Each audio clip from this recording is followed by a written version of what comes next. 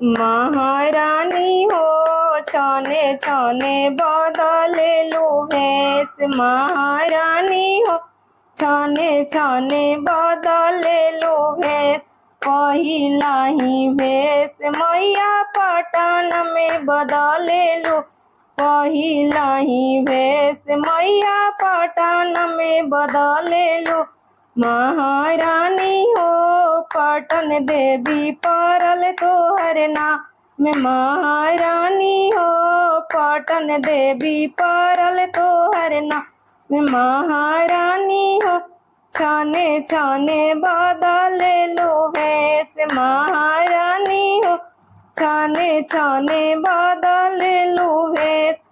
दूसरा ही भेष मैया यारा में बदललु। दूसरा ही भेष मैया यारा में बदललु।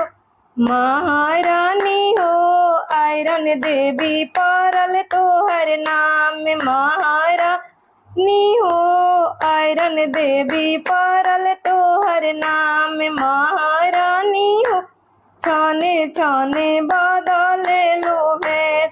तीसरा ही भेष मैया सासर में बदललु। तीसरा ही भेष मैया सासर में बदललु।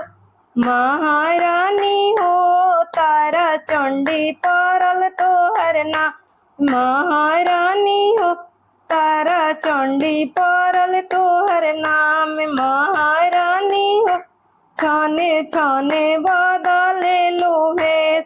चौथा ही भेष मैया भलुनी में बदललु। चौथा ही भेष मैया भलुनी में बदललु। महारानी हो भवानी मैया परल तोहर नाम। महारानी हो भवानी मैया परल तोहर नाम। महारानी हो छने छने बदलेलु भेष। पांचवा ही भेष मैया गौआ में बदलेलु। पांचवा ही भेष मैया गौआ में बदलेलु।